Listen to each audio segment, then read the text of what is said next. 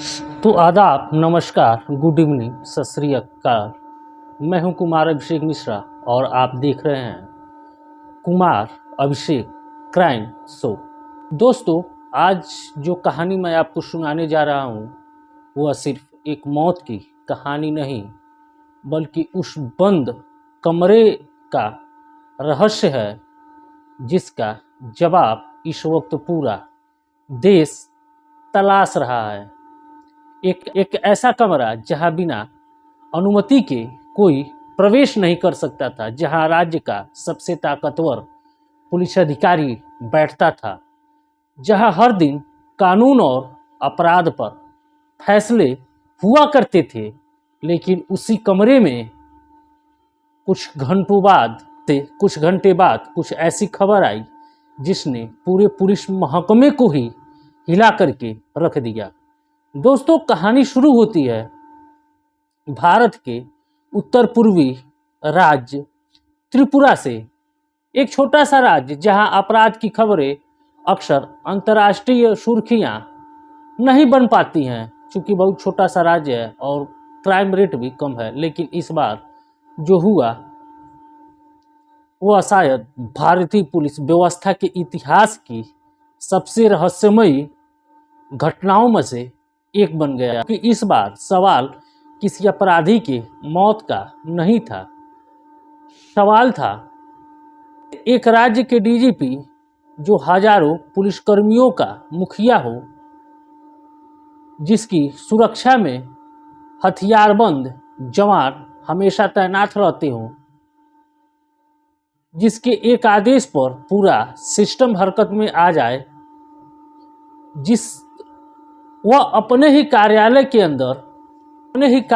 अंदर ऐसी हालत में कैसे मिला कि पूरे राज्य में हड़कंप मच गया। यह केवल एक दुखद व्यक्तिगत फैसला था या फिर इस कहानी में अभी कुछ और ऐसा है जो सच सामने आना बाकी है।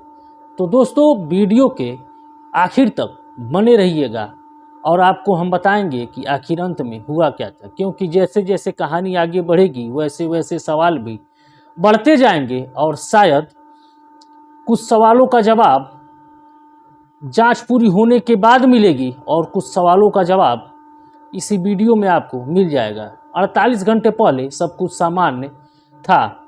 18 जुलाई अगरतला त्रिपुरा पुलिस की पासिंग परेड आउट, नई वर्दी, नई जिम्मेदारियां और परेड ग्राउंड में सैकड़ों जवान मौजूद थे। मुख्यमंत्री मुख्य अतिथि के तौर पर मौजूद थे और मंच पर मौजूद त्रिपुरा पुलिस के मुखिया डीजीपी अनुराग धनखड़ जी, चेहरे पर आत्मविश्वास, मीडिया से बातचीत, अधिकारियों से मुलाकात, नए पुलिसकर्मियों को नए पारी की शुभकामनाएं। हर तस्वीर यही कह रही थी कि सब कुछ सामान्य है। किसी को जरा भी अंदाजा नहीं था कि सिर्फ 2 दिन बाद यही अधिकारी देश भर में सुर्खियां बन जाएगा, वह भी ऐसी वजह से जिसकी किसी ने आज तक कल्पना नहीं की थी। परेड खत्म हुई, डीजीपी अपने सरकारी आवास वापस लौट गए। अगले दिन रविवार था, छुट्टी का दिन था। सार्वजनिक रूप से ऐसा सामने कुछ नहीं आया जिससे लगे कि अगले 24 घंटे इतने भारी साबित होने वाले हैं। लेकिन सोमवार की सुबह सब कुछ बदल गया। सोमवार की सुबह 10:30 पर त्रिपुरा पुलिस मुख्यालय हर दिन की तरह हलचल से भरा हुआ था। अधिकारी मुख्यालय में आ चुके थे, फाइलें खुल चुकी थी, फोन बज रहे थे। इसी बीच सरकारी वाहन मुख्यालय के गेट पर आकर रुकती है। गाड़ी से उतरते हैं डीजीपी अनुराग धनखड़ जी, गार्ड सलामी देते हैं। सामान्य तरीके से वे अंदर भी जाते हैं, सीढ़ियाँ चढ़ते हैं, पहली मंजिल पर अपने कार्यालय की ओर बढ़ते हैं। लेकिन कमरे में प्रवेश करने से ठीक पहले वह रुकते हैं और पीछे मुड़ते हैं और अपने पीआरओ और सुरक्षा कर्मियों से कहते हैं कि मुझे बहुत ज़रूरी काम है, जब तक मैं खुद न बुलाऊं मुझे कोई डिस्टर्ब नहीं करेगा। यह सुनकर किसी को कोई भी हैरानी नहीं हुई। आखिर डीजीपी का आदेश था। दरवाज़ा बंद हुआ और यहीं से शुरू हुआ 1.5 घंटे का सबसे रहस्यमय समय। उस समय कमरे के अंदर क्या हुआ, क्या हो रहा था, कोई नहीं जानता। बाहर पुलिस अधिकारी अपने अपने काम में लगे रहे, लेकिन धीरे धीरे एक ऐसी बात होने लगी जो पहले कभी नहीं हुई थी। लैंडलाइन फोन लगातार बज रहे थे, लेकिन फोन नहीं उठाया गया। मोबाइल पर कॉल किए गए, लेकिन मोबाइल का कॉल भी नहीं उठाया गया। जब कोई जवाब नहीं आया तो अधिकारी उन्हें जानते थे। वो कहते थे कि पहले ऐसा कभी नहीं हुआ। अगर वे व्यस्त भी होते थे तो कुछ देर बाद जवाब जरूर देते थे, लेकिन इस बार पूरी खामोशी थी। क्या वह किसी बेहद जरूरी फाइल पर काम कर रहे थे या फिर कमरे के अंदर कुछ और ही चल रहा था? इस सवाल का जवाब अभी फिलहाल किसी के पास नहीं है, लेकिन कुछ ही मिनट बाद जो होने वाला था उसे पूरे पुलिस मुख्यालय को शन्न कर दिया। आखिर ऐसा क्या हुआ था कि पुलिस ने अपने ही डीजीपी के कमरे को तोड़ना पड़ा और दरवाज़ा खुलते ही अंदर ऐसा क्या दिखाई दिया जिसे हर अधिकारी के पैरों तले जमीन खिसक गई, सब सदमे में आ गए। तो दोस्तों, ये सब जानने के लिए कृपया वीडियो के अंत तक जरूर बने रहें। कहानी अब उस मोड़ पर पहुंच चुकी है जहां हर मिनट एक नया सवाल पैदा कर रहा था। सुबह करीब, क्योंकि हर सोमवार डीजीपी मुख्यालय पहुंचने के कुछ ही मिनट बाद वरिष्ठ अधिकारियों के साथ कानून व्यवस्था की एक समीक्षा बैठक किया करते थे। यह उनका रोज का रूटीन था। लेकिन उस दिन जब कोई मीटिंग नहीं बुलाई गई और न ही किसी अधिकारी को अंदर बुलाया गया और न ही कोई निर्देश बाहर आया। शुरुआत में किसी ने ज़्यादा ध्यान नहीं दिया। सबको लगा कि शायद किसी गोपनीय फाइल पर काम चल रही होगी, लेकिन तभी एक बेहद ज़रूरी फ़ोन आया। लैंडलाइन की घंटी बजी, घंटी बजती रही, लेकिन दूसरी तरफ से रिसीवर नहीं उठता। कुछ मिनट बाद और कोई जवाब नहीं आया। फिर पुलिस अधिकारियों ने मोबाइल पर फ़ोन मिलाया और मोबाइल का फ़ोन की भी घंटी बजती रही, लेकिन वे भी कॉल नहीं रिसीव हुई, न ही कोई रिस्पांस बढ़ा। यहीं से चिंता बढ़ने लगी, क्योंकि जिन अधिकारियों ने वर्षों तक अनुराग धनखड़ के साथ काम किया था, उनका कहना था, सर कभी मोबाइल फ़ोन इग्नोर नहीं करते थे। अगर वे व्यस्त भी होते थे तो कुछ देर बाद खुद कॉल कर लिया करते थे। लेकिन आज कुछ अलग था। क्या वह सचमुच किसी जरूरी काम में थे या फिर कमरे के अंदर कुछ ऐसा हो चुका था जिसकी किसी ने कल्पना नहीं की थी?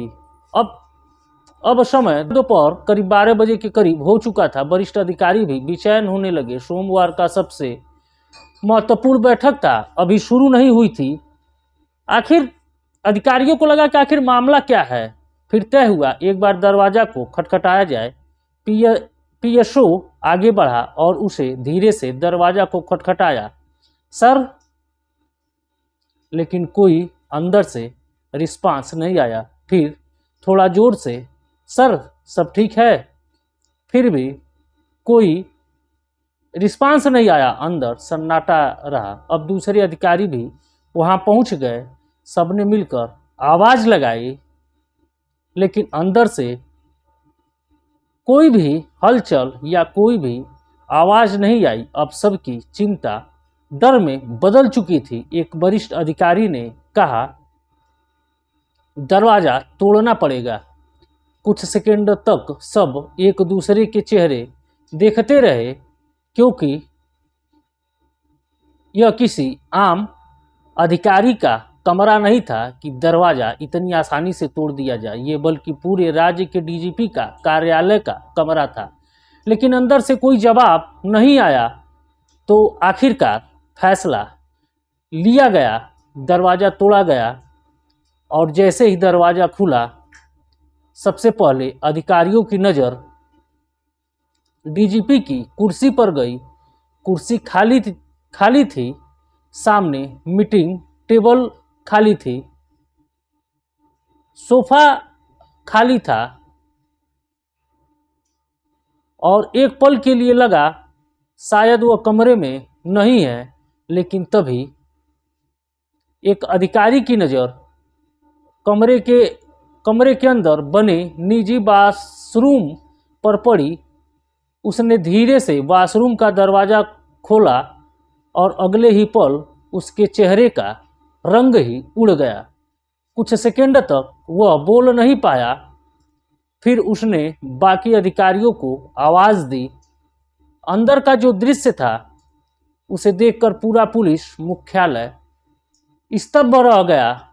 बिना एक पल गवाए डीजीपी अनुराग धनखड़ को बाहर निकाला गया। सरकारी वाहन से सीधे अस्पताल गोविंद बल्लभ पंत अस्पताल ले जाया गया, जहां डॉक्टरों की टीम पहले से तैयार कर दी गई थी।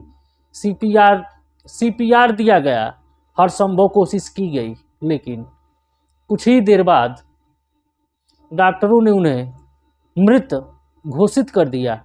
अब सवाल और भी बड़े हो चुके थे। आखिर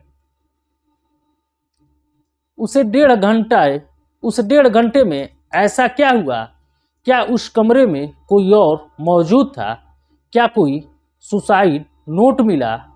क्या सीसीटीवी कैमरे में कुछ रिकॉर्ड हुआ? या इस कहानी का सबसे बड़ा सच अभी भी उस कमरे की चार दीवारों के अंदर छिपा हुआ है? अहम कड़ी, आखिर उस बंद कमरे में ऐसा क्या हुआ? यही सवाल है जिसका जवाब इस वक्त हर कोई तलाश रहा है। अस्पताल में डॉक्टरों ने प्रारंभिक जांच की। इसके बाद शव को पोस्टमार्टम के लिए भेज दिया गया। पुलिस की जांच भी शुरू हो चुकी है।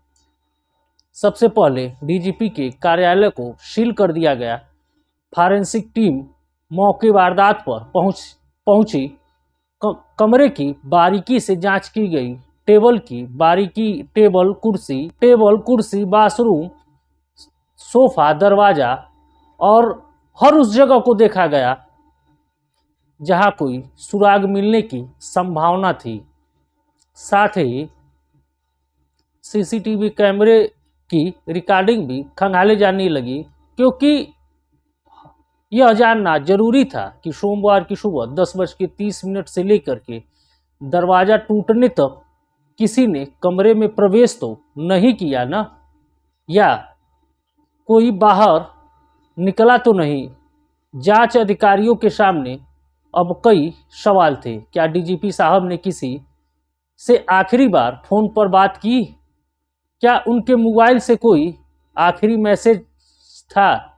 क्या उन्हें कोई नोट छोड़ा, या फिर कोई डिजिटल रिकॉर्ड या साक्ष्य, जो भी आप कहें, जो इस रहस्य से पर्दा उठा सके, वे मिले? फिलहाल इन सवालों का जवाब किसी भी अधिकारी के पास नहीं है। यही वजह है कि जांच एजेंसियां हर पहलू को ध्यान से देख रही है। इस बीच कुछ मीडिया रिपोर्टों में यह है कि इस घटना के एक रात पहले घर में पारिवारिक विवाद हुआ था, लेकिन इतना बड़ा कदम उठाने के लिए काफ़ी था? यह सवाल का जवाब अभी किसी के पास फिलहाल नहीं है, क्योंकि जांच पूरी होने से पहले किसी भी वजह को अंतिम सच मानना जल्दबाजी होगी। याद रखिएगा, अनुराग धनखड़ कोई साधारण अधिकारी नहीं थे। वे 94 बैच के आईपीएस अधिकारी थे। उन्होंने सीबीआई में कई अहम मामलों पर काम किया था। 1984 में सिख दंगों की जांच से जुड़े रहे। पंजाब नेशनल बैंक घोटाले की जांच की टीम का भी हिस्सा रहे। बीएसएफ, सीआईएसएफ और संयुक्त राष्ट्र के शांति मिशन में भी सेवाएं दी। करीब 30 साल की सेवा और पूरे करियर में ईमानदार और बेदाग अधिकारी की पहचान थी। ऐसे अधिकारी की अचानक मौत स्वाभाविक रूप से कई सवाल अपने पीछे छोड़ जाती है। दोस्तों, जांच का मकसद केवल पता लगाना नहीं कि मौत कैसे हुई, बल्कि यह पता लगाना है कि उस सुबह उनके जीवन में ऐसा क्या चल रहा था जिसके बारे में शायद उनके सबसे करीबी लोग भी नहीं जानते थे। क्या वे मानसिक दबाव में थे? क्या कोई उनका पर्सनल निजी कारण था? या किसी जांच किसी बिल्कुल अलग दिशा में जाएगी? इन सभी सवालों का जवाब जब जांच रिपोर्ट के बाद ही सामने आएगा। लेकिन कहानी अभी यही खत्म नहीं हुई है, क्योंकि इस केस के सबसे बड़े अनसुलझे सवालों को समझेंगे कि आखिर क्यों यह मामला देश के पुलिस इतिहास का सबसे रहस्यमयी इतिहास में गिना जाने लगा। ये वही सवाल है जिसका जवाब इस वक्त पूरे देश को चाहिए, और सच कहूँ इस वक्त किसी के पास इसका अंतिम जवाब नहीं है, क्योंकि अभी जांच जारी है।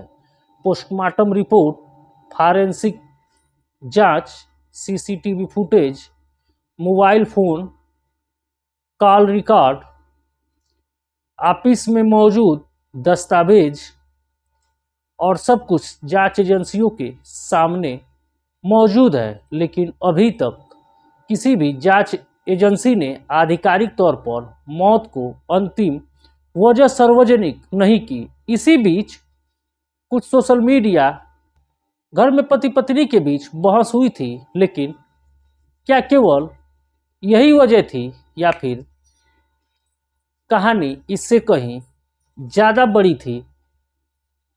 यही वह सवाल है जो इस केस को रहस्यमयी बना देता है, क्योंकि अगर कोई व्यक्ति इतना बड़ा फैसला लेने वाला था तो वे अपने घर से सीधे पुलिस मुख्यालय क्यों गया? पहली सवाल। अगर उसे अकेले रहना था तो अपने सरकारी कार्यालय का चुनाव उसने क्यों किया? उसने अपने पीआरओ को क्यों कहा कि मुझे डिस्टर्ब कोई नहीं करेगा? क्या वह पहले से सब कुछ तय करके आए थे, या फिर कमरे के अंदर ऐसा कुछ हुआ जिसे सब कुछ बदल दिया? दोस्तों, जांच एजेंसियां इन सवालों के जवाब का तलाश कर रही हैं। यही वजह है कि हर एंगल से जांच किया जा रहा है, क्योंकि यह कोई साधारण मामला नहीं है। यह एक राज्य के पुलिस प्रमुख की मौत का मामला है, और ऐसे मामलों में हर छोटी छोटी बात की जांच होती है। इधर त्रिपुरा के मुख्यमंत्री ने भी इस घटना पर दुख जताया। वरिष्ठ अधिकारियों ने अस्पताल पहुंचकर जानकारी ली। पूरे पुलिस महकमे में शोक की लहर दौड़ गई, क्योंकि अनुराग धनखड़ की पहचान एक ईमानदार और शांत स्वभाव के अधिकारी के रूप में की जाती थी। सीबीआई, बीएसएफ, सीआईएसएफ और कई महत्वपूर्ण पदों पर वे तैनात थे। कई महत्वपूर्ण जिम्मेदारियां, करीब 3 दशक की सेवा, लेकिन 30 साल की नौकरी के बाद अंत ऐसा होगा शायद किसी ने कभी भी नहीं सोचा होगा। दोस्तों, हर रहस्य का जवाब होता है, लेकिन कुछ जवाब आने में वक्त लगते हैं। इस मामले में भी सच्चाई वही होगी जो जांच के बाद सामने आएगी। इसलिए किसी भी अफवाह पर, किसी भी अपुष्ट दावे पर या सोशल मीडिया पे चल रही किसी भी कहानी पर भरोसा करने से पहले आधिकारिक जांच का इंतजार करना जरूरी है। जैसे ही कोई नया खुलासा होगा, हम आपके लिए तथ्यों के साथ पूरा विश्लेषण लेकर आएंगे। अगर आपको हमारी कुमार अभिषेक क्राइम शो की प्रस्तुति पसंद आई हो तो कृपया वीडियो को लाइक करें, अपने दोस्तों मित्रों के साथ वीडियो को शेयर करना न भूलें और कुमार अभिषेक क्राइम शो को सब्सक्राइब करना बिल्कुल मत भूलिए। मैं हूं कुमार अभिषेक मिश्रा। मिलते हैं एक और सच्ची और रहस्यमयी और तथ्य आधारित क्राइम स्टोरी के साथ। तब तक अपना और अपने परिवार का ख्याल रखिएगा। जय हिंद, जय भारत।